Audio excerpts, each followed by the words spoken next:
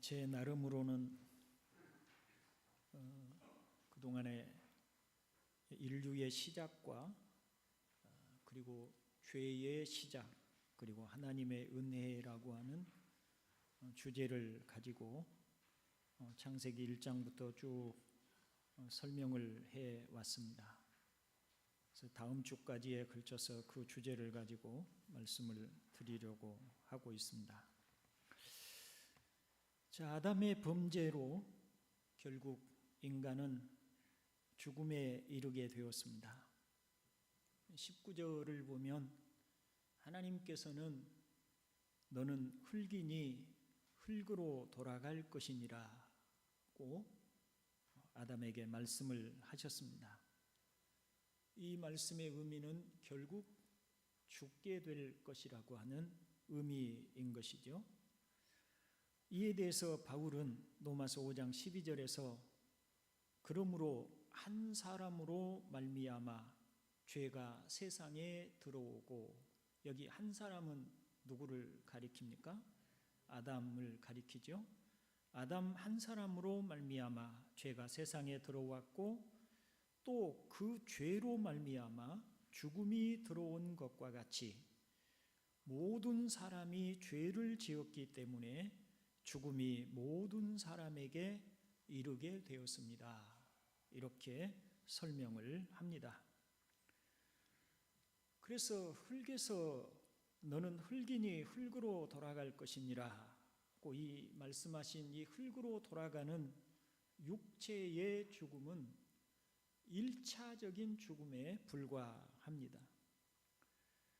사람이 죽음 이후의 세계를 가장 잘 아시는 분은 바로 주님이시지요. 왜냐하면 그분은 하늘로부터 오신 분이시기 때문입니다. 그 주님께서 숨겨진 비사를 나사로와 부자라고 하는 이름으로 우리에게 설명해 주셨습니다. 거기에 보면 거지 나사로는 1차적인 육체의 죽음 이후에 천사들에게 받들려 아브라함의 품에 들어갔고, 날마다 호화롭게 연락하던 부자는 또한 음부에 던져져서 고통을 당했다라고 말씀을 하고 있습니다. 그러니 사람이 육체의 죽음으로 끝나는 것이 아니고 다시 죽음 이후에 새로운 삶이 있음을 보여주고 계시는 것이죠. 또 주님께서 변화산에 오르셨을 때에 거기 죽은 지 수백 년 되었던 모세와 엘리야가 나타나서 주님과 대화를 했습니다. 모세는 BC 1500여 년경에 생존했던 인물로 이미 1000년이 훌쩍 넘은 전에 죽었던 사람이고, 엘리야 또한 수백 년 전에 이미 이 땅에서 흙이 된 사람들이었습니다. 그럼에도 그들의 영혼은 죽은 것이 아니었고 아브라함과 함께 믿음의 사람들이 거하는 곳에 있다가 주님께로 와서 주님과 함께 대담을 나누는 모습을 볼 수가 있습니다. 그래서 이렇게 말할 수 있습니다. 사람은 죽어도 죽지 않습니다. 하나님은 흙을 재료로 하여 사람의 육체를 만드셨습니다. 그런데 흙은 이 육체의 생명이 아닙니다. 흙으로 된 육체는 생명이 아닙니다. 창세기 2장 7절을 보면 하나님이 생기를 그 코에 불어넣으셨다라고 말씀을 하지요. 즉 하나님이 생기, 즉 영혼을 흙으로 된 사람에게 불어넣으시니 그때서야 비로소 생명, 숨쉬며 살아가는 사람이 영적 존재의 사람이 되게 된 것입니다. 인간에게 잠시 유예된 죽음이, 보류된 죽음이 찾아오면 하나님이 주신 영혼은 위로 올라가고 육체는 원래의 재료인 흙으로 돌아간다고 하신 것입니다. 이때 영혼은 하나님께로부터 주신 것이니 소멸되지 않습니다. 주님께서는 마태복음 10장 28절에서 몸은 죽여도 영혼은 능히 죽이지 못하는 자들을 두려워하지 말고 오직 몸과 영혼을 능히 지옥에 멸하실 수 있는 이를 두려워하라 라고 말씀을 하셔서 영혼은 죽지 않음을 여기서 암시하고 말씀을 하셨습니다. 더하여서 요한계시록 21장 8절을 보면 그러나 두려워하는 자들과 믿지 아니하는 자들과 흉악한 자들과 살인자들과 음행하는 자들과 점술가들과 우상 숭배자들과 거짓말하는 모든 자들은 불과 유황으로 타는 못에 던져지리니 이것이 둘째 사망이라고 하셔서 첫 번째 사망이 육체의 죽음이고 두 번째 사망이 지옥의 불구덩이 속에 던져지는 것임을 말씀하고 계십니다. 이제 이 본문을 통해서 죽음의 의미가 무엇인지 그리고 그에 따른 하나님의 은혜에 대하여 살펴 말씀을 드리려고 합니다. 먼저 아담과 하와에게 심판을 선고하신 하나님은 그들을 에덴 동산에서 쫓아내셨습니다. 하나님이 아담을 에덴에서 쫓아내시면서 하시는 말씀을 본문 22절로 23절로 함께 읽어보겠습니다. 여호와 하나님이 이르시되 보라 이 사람이 선악을 아는 일에 우리 중 하나같이 되었으니 그가 그의 손을 들어 생명나무 열매도 따먹고 영생할까 하노라 하시고 여호와 하나님이 에덴 동산에서 그를 내보내어 그의 근원이 된 땅을 갈게 하시니라. 아멘. 하나님이 하시는 말씀을 좀 더 풀어 설명해 보면 이렇습니다. 하나님께서 선악을 알게 하는 나무 실과를 따먹고 그래서 사람이 선악을 아는 중에 아는 일에 우리 중 하나같이 되었다. 이 말씀의 의미는 지난번에 설명하신 바를 상기해 보시면 사람이 선과 악을 스스로 결정하는 창조주의 자리에 스스로 서고자 했다는 것입니다. 그런 존재가 되었다는 거예요. 창조주 하나님, 인간을 지으신 하나님의 뜻에 복종과 순종과 그 뜻 안에서 살고자 하는 자리가 아니라 하나님에게서 독립하여 자신이 선과 악을 결정하고 자신이 주체가 되어 자신의 뜻대로 살겠다고 하는 면에서 주체자이신 하나님과 동등의 자리에 인간이 서게 되었다라고 하는 거예요. 이건 인간의 신분이 상승했다라고 하는 의미보다 인간이 하나님의 뜻에 복종하는 자리에 있기를 거부하고 스스로 주체가 되어 창조주와 맞서는 자리에 서게 되었다라고 하는 의미인 것이죠. 그런데 이런 인간이 거기 있는 생명나무 실과도 따먹고 그 상태로 영생을 누리게 되면 이 죄로 말미암아서 타락한 인간이 죽지 않고 영원히 산다고 한번 생각해 보십시오. 이 세상이 지옥이 아니겠습니까? 그래서 하나님께서는 그런 아담을 생명나무 열매를 따먹지 못하도록 에덴 밖으로 내보내셨다. 이렇게 말씀을 하시는 것입니다. 그러면 여기서 우리는 의문을 갖습니다. 생명나무라고 하는 건 도대체 무엇인가? 왜 그것을 하나님이 따먹지 말라고 하시는가? 따먹어서는 안 되게 하셨는가? 그러면 선악을 알게 하는 나무 실과를 먹기 전에는 생명나무 열매를 먹었을까요? 안 먹었을까요? 먹었습니다. 먹고 살았습니다. 왜냐하면 그게 생명이니까. 그런데 이제 이것을 먹어서는 안 된다고 하나님이 하시고 인간을 에덴에서 내보내셨다라고 하는 것입니다. 요한계시록 22장에 보면 하나님의 나라 천국에는 강 좌우에 생명나무가 있어 12실과를 달마다 맺힌다라고 하였습니다.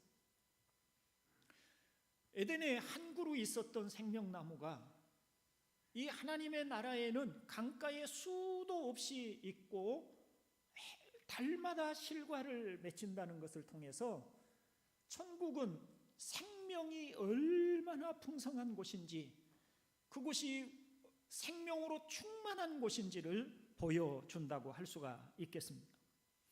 그러면 에덴에 있는 생명나무는 어떤 의미를 가지고 있는 것일까요? 왜 하나님은 그것을 범죄한 인간이 먹어서는 안 된다고 하시는 것일까요? 우선 생명나무 자체가, 그 생명나무에 열리는 과일 자체가 사람의 생명을 연장시켜 주거나 사람의 생명을 지속시켜 주는 어떤 효능이 있는 것은 아닙니다. 옛날에 어떤 우화 가운데 보면 젊어지는 샘물이 있어서 그 샘물을 먹으면 계속해서 젊어지고, 욕심 많은 사람이 그걸 너무 많이 마셔서 어린아이가 되었다라고 하는 그런 우화들도 있지요.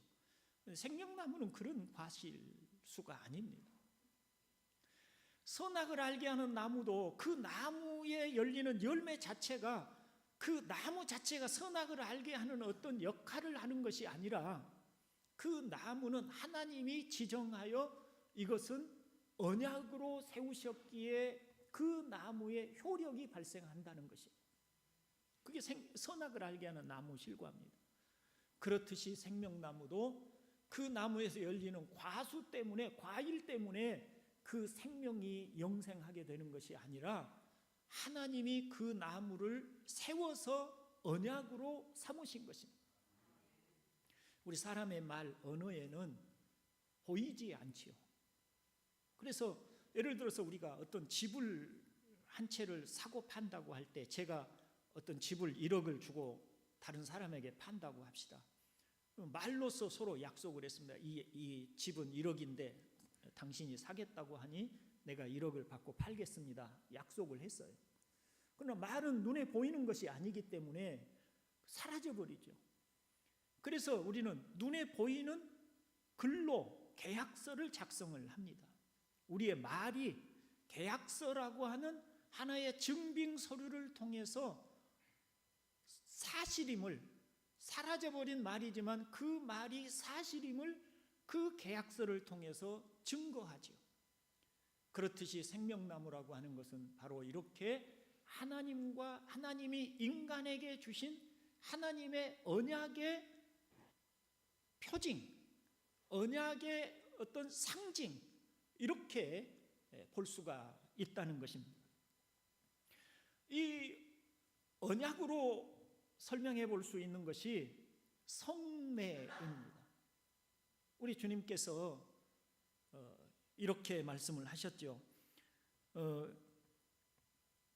내 살과 내 피를 먹고 마시는 자는 생명을 얻고 영생을 얻으리라고 말씀을 하셨습니다. 그래서 우리는 주님이 세우신 그 말씀을 따라서 성찬 예식에 참여를 합니다. 자, 그런데 우리가 성찬 예식에 참석을 할 때에 이 주님의 살을 상징하는 떡을 먹고 주님의 피를 상징하는 포도주를 마십니다. 이때 이 떡이 진짜 주님의 살입니까? 이 포도주가 진짜 주님의 피입니까? 아니죠. 그건 하나의 언약입니다. 이것을 주님의 살과 피로 여기고 받아 먹으라, 받아 마시라. 이것이 너희를 위하여 세우는 나의 새 언약의 피다라고 말씀을 하신 거예요. 그래서 믿음으로, 예수 그리스도를 믿음으로 성찬에 참여하여 주는 떡을, 주님이 나를 위해서 십자가에 달려 죽으신, 나를 대신하여 십자가에 죽으신 주님의 그 육체의 죽음을 받아들이고 주님이 나를 위해 흘리신 그 생명의 피를 나의 언약의 피로 받아들여서 먹고 마실 때 우리는 자신이 하나님의 언약의 백성이라는 담대한 확신과 그 하나님의 언약 안에 있는 백성임을 확증받는 것입니다. 그러니 생명나무라고 하는 것은 실제로는 어떤 의미로 최초의 성례라고 보아도 무방하다는 것입니다. 그러니 이 생명나무 열매를 열매에는 하나님의 언약이 담겨 있어 이 나무를 먹으면 생명을 유지하게 되어 있는 것이니 하나님의 하신 언약은 파기될 수 없는 것이므로 인간에게 그 생명에 참여하지 못하도록, 그 생명을 받아먹지 못하도록 하나님께서 아담을 에덴 밖으로 내보내신 것입니다. 자, 이렇게 생명나무에 하나님께서 아담이 접근할 수 없도록 하심으로 이제 아담과 하와는 하나님의 은혜에서 멀어지게 되었습니다. 에덴에는 모든 하나님이 준비하신 은혜들이 있었습니다. 거기에는 아담이 풍부하게 먹고 살 수 있는 모든 양식이 있었고, 거기에는 하나님의 은혜가 있었고, 하나님의 돌보심이 있었고, 거기에는 생명을 지속해 나갈 수 있는 생명나무가 있었습니다. 모든 하나님의 은혜의 빛 가운데서 하나님과 교통하며 사는 천국이었습니다. 그런데 그로부터 인간이 쫓김을 당한 것이죠. 범죄함으로 인간이 하나님과 동등의 자리를 차지하고 하나님처럼 되고자 함으로 이제 하나님은 그를 내보내신 것입니다. 그래서 은혜 밖의 사람이 되었습니다.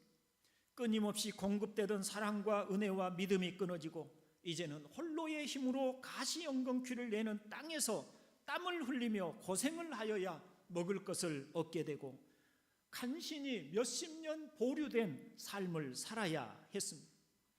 누구도 생명을 주시는 하나님의 은혜를 입어서 영생을 얻지 못하게 된 것입니다. 본문 23절에 여호와 하나님이 에덴 동산에서 그를 내보내어 그의 근원이 된 땅을 갈게 하시니라 라고 하였습니다. 이렇게 하나님의 은혜 밖에 내쳐지고 하나님의 은혜에 접근할 수 없도록 고아처럼 내버려진 인간에게 사탄이 찾아와서 헛된 희망을 심어주고 유혹하여 육체의 욕망을 따라 살아가도록 끊임없이 부추김으로 인간은 오히려 사탄의 종노릇을 하며 살게 되었던 것입니다. 그것이 우리 인간의 현실인 것이에요.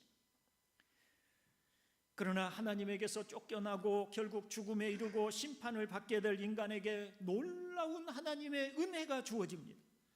오병이어의 기적을 나타내신 예수님께서 자신을 찾아온 사람들에게 이런 말씀을 하시죠. 요한복음 6장 53절로 55절, 아마 3페이지쯤에 있을 것 같습니다. 같이 한번 읽어봅니다. 예수께서 이르시되 내가 진실로 진실로 너희에게 이르노니 인자의 살을 먹지 아니하고 인자의 피를 마시지 아니하면 너희 속에 생명이 없느니라. 내 살을 먹고 내 피를 마시는 자는 영생을 가졌고 마지막 날에 내가 그를 다시 살리리니 내 살은 참된 양식이요 내 피는 참된 음료로다. 아멘. 아담을 내보내시면서 더 이상 생명을 공급받지 못하게 하셨잖아요. 인간은 생명 없는 존재가 됐어요. 살아있을지라도 그것은 죽음이 선고된, 잠시 죽음이 보류된 채로 살아가고 있는 것이지 죽음에서 벗어날 수 없게 된 거예요. 그런데 예수님께서 다시 여기에 영생이라는 말씀을 하십니다. 영생을 가졌고 영생을 다시 영원한 생명을 가졌다라고 말씀을 하고 계시는 것이죠. 그리고 죽은 사람을 마지막 날에 내가 다시 살리겠다. 다시 살리겠다. 그것은 죽음이에요? 생명이에요? 살아나는 것이니까 생명이죠. 죽어서 흙이 되어버렸는데 그리고 영혼은 지옥의 음부 속에 던져지게 되었는데 이제 하나님이 둘째 사망인 음부에 들어가지 않고 첫 번째 사망인 육체에 흙이 되어버린 육체를 다시 살리시니 다시 생명 있는 존재가 되게 된 것이죠. 그게 누구를 통해서요? 예수님 자신을 통해서 그 일이 이루어지게 될 것이라는 것을 말씀하고 계시는 것입니다. 예수님의 살과 피를, 인자의 살을 먹지 아니하고 인자의 피를 마시지 아니하면 생명이 없어요. 그런데 인자의 살을 먹고 주님의 살을 먹고 주님의 피를 마시는 자는 영생을 가졌고 마지막 날에 이 부활로 말미암아 생명을 얻게 될 것이라고 말씀을 합니다. 주님의 살과 피를 먹고 마시는 예식이 뭡니까? 성찬식이죠. 그래서 성찬식은 다시 말하면 이 성찬은 또 무엇을 의미하냐면 주님의 십자가에 달려 죽으심을 의미하는 것이죠. 주님이 우리가 받을 우리 이 하나님을 떠난 죄인인 우리 인간의 모든 죄와 그 죄로 말미암는 하나님의 형벌, 진노의 심판, 저주, 이것을 예수님께서 대신 받으시고 그것을 십자가에서 대신 담당하셔서 형벌과 저주와 심판을 대신 받으시고 그 예수님을 먹고 마신다, 그 말은 그 예수님이 자신의 죄를 대신하여 그와 같은 저주와 형벌과 저주, 심판을 받으신 것을 받아들여서 주님이 십자가에 달려 죽으신 것이 나를 위해서 내 죄값에 대하여 진노를 받으시고 형벌을 받으시고 저주를 받으셨다라고 받아들여서 그 예수님의 죽으심을 자신의 죽음으로, 죄에 대한 죽음으로 받아들이는 사람에게는 다시 하나님이 생명을 주시고 영생을 그에게 주신다고 그렇게 말씀을 하시는 것입니다. 그게 요한복음 3장 16절의 말씀입니다. 하나님이 세상을 이처럼 사랑하사 독생자를 주셨으니 이는 그를 믿는 자마다 멸망하지 않고 영생을 얻게 하려 하심이니라 하신 것이에요. 하나님이 세상을, 우리를 이처럼 사랑하셔서 주신 독생자를 믿는 자마다, 믿는다는 것은 나를 대신해서 십자가에 달려 죽으신 예수님을 믿음으로 받아들이는 거예요. 여러분, 여기서 제가 잠깐 설명을 좀 드리겠습니다. 하나님이 언약을 세우실 때 그 언약을 한번 생각해 보십시오. 선악을 알게 하는 나무 실과를 따먹지 말라, 먹는 날에는 반드시 죽으리라 하셨습니다. 이것은 하나님이 말로써 주신 약속입니다. 여기에는 뭐가 작동되어야 돼요? 믿음이 작동되어야 돼요. 하나님이 그렇게 말씀하셨으니 그렇게 이루어질 것이라고 하고 믿으면, 그래서 선악을 알게 하는 나무 실과를 먹지 않으면 그는 죽지 않는 거예요. 생명나무도 마찬가지입니다. 생명나무를 먹으면 생명나무에는 하나님이 주신 생명이 있으니 그 생명나무 열매는 생명을 주는 거라고 약속된 말씀이, 그 열매를 먹으면 사는 거예요. 그러니까 하나님이 하신 약속에는, 하나님이 주신 언약에는 하나님의 약속이 있고 그 약속을 믿음, 신뢰, 이것이 있을 때, 이 믿음과 약속이 함께 어우러질 때 그것이 바로 믿음인 것입니다. 그게 이것이에요. 이걸 우리는 복음이라고 하는 것입니다. 여러분 생각해 보십시오. 하나님께서 어떤 약속을 주실 때 너희가 내가 주는 율법, 나의 모든 말을 듣고 너희가 그 말에 순종하면 내가 너희를 구원하여 너희를 죄인으로 처벌하지 않고 영생을 주겠다, 이렇게 약속을 하셨다면 우리에게는 끊임없이 하나님의 율법을 지켜야만 구원을 얻는다는 그 약속이 성립이 되는 거예요. 그러기 위해서는 우리가 끊임없이 하나님의 말씀을 지키기 위해서 노력하고 순종해야 되는데, 그렇게 해서는 우리가 구원을 얻을 길이 없죠. 왜냐하면 우리는 하나님의 말씀을 온전히 순종할 수가 절대로 없기 때문에. 우리 중에 누가 하나님의 말씀을 온전히 단 하나도 어김없이 순종할 수 있는 사람이 누가 있겠어요? 그런데 아무도 우리는 순종할 수 없으니까 그것은 복음이 안 돼요. 그런데 오직 믿음으로 예수 그리스도를 자신의 주님으로 받아들이고 영접하면, 그러면 구원을 얻고 생명을 얻는다고 약속해 주셨으니, 믿음이라고 하는 것은 우리가 얼마든지 가능한 것입니다.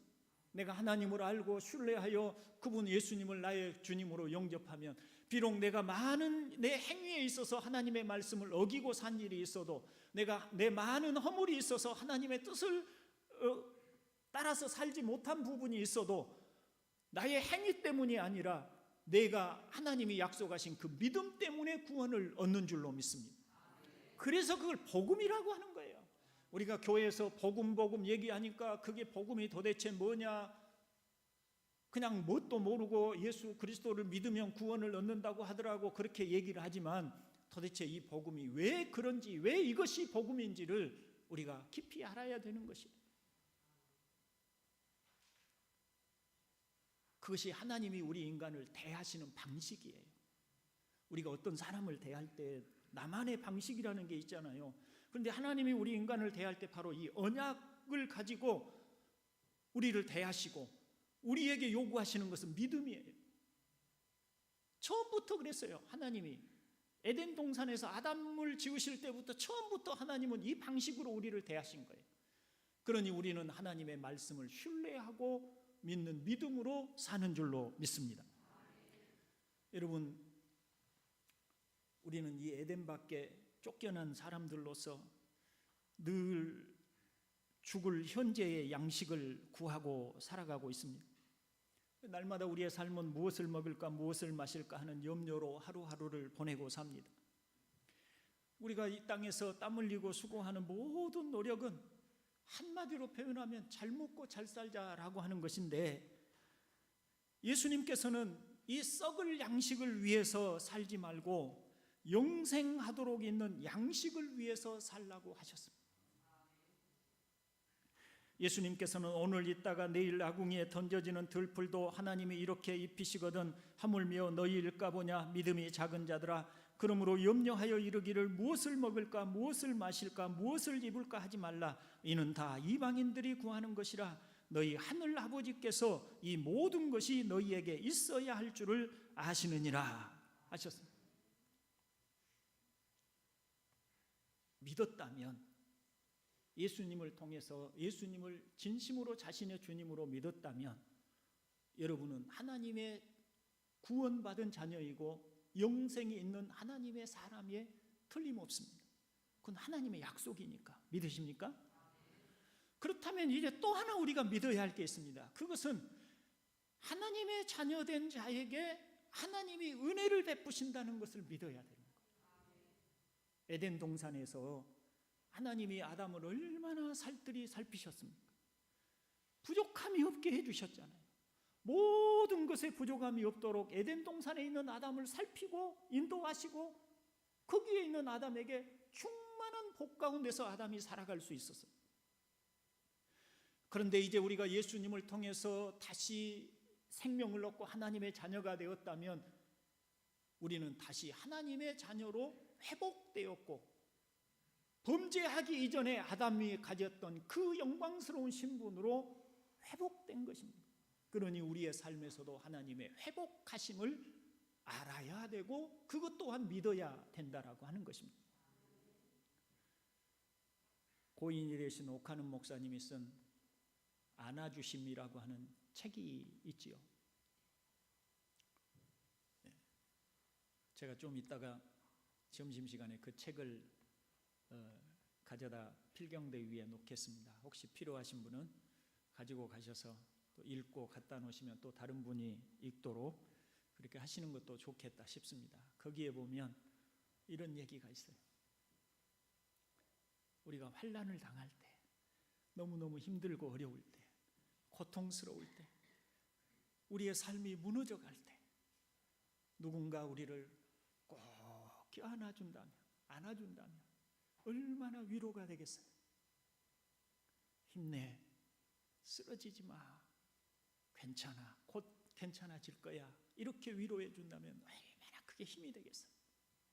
그런데 그 안아주는 분이 사람이 아니라 하나님이 우리를 안아주신다면, 하나님이 우리를 안아주시고 괜찮아, 내가 너와 함께 있잖아, 내가 너 붙들고 있잖아, 내가 너 인도할 거야, 쓰러지지 마, 힘내, 이렇게 안아주신다면 우리는 얼마나 큰 힘이 나고 얼마나 큰 위로가 되겠어요.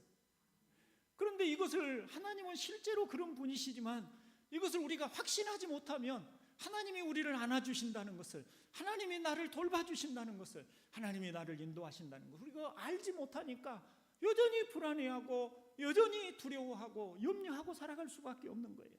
그래, 그 옹하는 목사님 그런 얘기를 해놨어요. 문제는 하나님이 우리를 안아주시는 분이라는 것을 아는 것이다. 확신하는 것이다. 하나님이 우리를 사랑하신다는 것, 그래서 안아주시는 분이라는 것, 나를 내버려 두지 않으시고 들풀도 먹이고 입히시는 하나님이 나를 절대로 그냥 두지 않으시고 나를 그분의 손으로 붙잡고 인도해 주신다는 그것을 믿는 그 하나님이심을 아는, 그걸 우리가 믿어야 된다는 거죠. 그걸 확신해야 된다는 거죠. 그러면 우리의 삶을 맡기고 살 수 있는 거예요. 그리고 실제로 하나님은 그렇게 인도해 주시고 그런 은혜를 공급해 주시는 줄로 믿습니다.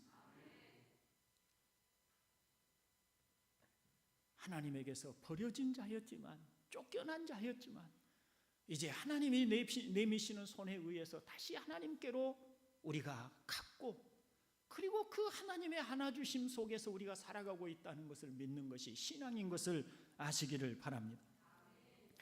다음으로 그룹들과 불칼을 두어서 에덴에 돌아갈 수 없도록 하심에 관하여 살펴보겠습니다. 여기 그룹은 하나님의 바로 옆에서 섬기는 천사를 가리키는 것입니다. 특별히 이 그룹들은 죄인들이 거룩하신 하나님께 접근하지 못하도록 막는 천사입니다. 나중에 이스라엘 백성들이 성막을 제조할 때 그 성막의 법계 위에 그 그룹의 날개, 천사의 날개가 서로 두 그룹들이 날개를 맞닿도록 새기도록 하나님께서 하셨기도 하셨습니다. 두루 도는 불칼이 정확히 무엇인지는 알 수가 없지만 아마도 추측하건대 에덴 동산 주위에 계속해서 쳐대는 번개와 뇌성을 그렇게 표현한 것으로 그렇게 저는 추측을 했습니다. 왜냐하면 하나님이 시내산에 강림하실 때 이 번개와 뇌성이 치니까 백성들이 너무 두려워서 거기에 가까이 접근을 하지 못했어요. 그래서 하나님이 강림하시는 곳, 하나님이 계시는 곳에 바로 이와 같이 번개와 내성이 함께 한다고 말할 수가 있겠습니다. 이것은 다름 아닌 하나님과 인간 사이가 단절되었음을 의미합니다. 인간이 혹시라도 어떤 방식으로 하나님께 다시 나아가고 생명나무 과실로 나아가려고 할지라도 이 하나님의 진노가 담겨져 있는 불칼이 휙휙 돌아다니면서 가까이 접근하지 못하도록 막는 것과 같이 하나님의 심판이 하나님에게로 나올 수 없도록 인간을 가로막고 있는 상황을 설명한 것이라는 의미인 것입니다. 물론 인간은 교만하고 악하여서 하나님이 계신 줄도 알지 못하고 그 마음에 하나님 두기도 싫어하고 그래서 자기 마음대로 자기 뜻대로 살고자 하지만은, 그러나 혹시라도 누구라도 하나님께 가까이 하여 생명을 얻고자 할지라도 하나님의 죄인들에게 내리시는 하나님의 진노의 심판 때문에 아무도 하나님께 가까이 나아갈 수 없는 상황이라는 것을 설명하고 있는 거예요. 그런데 예수님께서 이처럼 단절된 우리를 하나님과 화목하도록 오셨습니다. 에베소서 2장 16절에서 바울은 말하기를 원수된 것을 십자가로 소멸하시고 이 둘을 한 몸으로 만드셔서 하나님과 화해시키셨습니다. 하나님과 화해시키셨습니다. 그리고 로마서 5장 10절에서 보면 같이 한번 읽어볼까요? 우리가 하나님의 원수일 때에도 하나님의 아들의 죽으심으로 말미암아 하나님과 화해하게 되었다면 화해한 우리가 하나님의 생명으로 구원을 얻으리라는 것은 더욱더 확실한 일입니다. 아멘. 화해라는 말을 사용하고 있죠. 하나님과 화해. 에덴에서 쫓겨났고 버림받았고 그리고 이 잠시 보류된 인생을 살면서도 그것도 모르고 교만하게 오직 뭐 잘 먹고 잘 살아보겠다고 안간힘을 쓰고 살아가는 비참한 우리 인간들에게 예수님께서 하나님과 화해할 수 있는 길을 마련해 주십니다. 이 화염검과 불칼과 심판, 저주 이것들을 예수님께서 대신 그 몸으로 십자가 위에서 받으시고 하나님의 모든 진노와 저주를 그 몸으로 받으시고 우리와 하나님 사이를 화목하게 해 주셨다는 것입니다. 하나님과 우리 인간 사이에 도무지 화해할 수 없는, 그리고 가까이 할 수 없는 관계라는 것을 보여주는 하나의 상징이 있습니다. 하나님이 하나님의 백성으로 삼으신 이스라엘 백성들을 성막을 통해서 하나님과 만나시겠다고 하셨어요. 그런데 하나님이 인간에게 은혜를 베푸셔서 만날 수 없는 저주 아래에 있는 우리 인간을 만나시겠다고 성막을 상징적으로 만드셔서 하나님과 만나시겠다고 하셨지만, 성소, 하나님의 임재를 상징하는 지성소와 성소 사이를 두꺼운 휘장으로 가로막아서 아무도 들어갈 수 없게 하셨어요. 다만 1년에 단 한 차례 대제사장이 우리 인간의 죄, 이스라엘 백성들, 하나님의 백성들의 죄를 속죄하는 피를 가지고 그 지성소 아래 잠깐 한번 그 휘장문을 열고 들어가서 거기에 그 피로써 백성들의 죄를 속죄하고 간신히 죄 사함을 받고 나오는 바로 그런 길을 아주 극히 제한적이고 부분적으로 허락해 주신 거예요. 근데 예수님께서 십자가에 달려 다 이루었다 하고 숨을 거두시는 그 순간에 이 두꺼운 휘장이 위로부터 아래까지 쫙 찢어졌다고 합니다. 누가 찢었어요? 아래로부터 인간이 찢은 것이 아닙니다. 위에서, 하나님께서 위에서부터 아래로 그 휘장을 찢어버리신 것입니다. 이제는 예수 그리스도 안에서 누구든지 하나님 앞에 자유롭게 나아갈 수 있는, 도무지 그 에덴에서 쫓아내시고 두루 도는 화염검과 불칼과 그리고 그 그룹들을 보내서 하나님께 가까이 할 수 없게 되었는데, 이제는 예수님의 십자가의 피를 통해서 우리가 하나님께 나아가서 하나님을 아빠, 아버지라고 부르고 하나님께서는 우리를 자녀라고 사랑하시는 바로 이 관계의 회복, 화해가 이루어지게 되었다라고 하는 것입니다. 이에 대해서 구약의 시편 기자는 하나님께 가까이 나아가는 사람의 행복에 대해서 이렇게 노래합니다.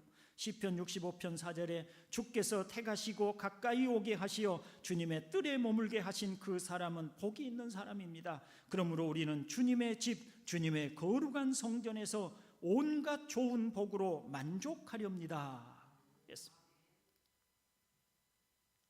이제 그리스도 예수를 믿는 우리는 하나님과 함께하는 사람들인 줄로 믿습니다.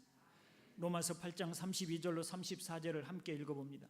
자기 아들을 아끼지 않으시고 우리 모두를 위하여 내주신 분이 어찌 그 아들과 함께 모든 것을 우리에게 선물로 거저주지 않으시겠습니까? 하나님께서 택하신 사람들을 누가 감히 고발하겠습니까? 의롭다 하시는 분이 하나님이신데 누가 감히 그들을 정죄하겠습니까? 이제 예수를 믿는 우리에게 회복된 은혜를 설명하고 있는 것입니다. 저는 여기서 두 가지를 말씀드리고 싶습니다. 첫째, 이제 우리는 하나님과 사랑하는 관계가 되었다는 점을 깊이 확신하고 살아야 한다는 것입니다.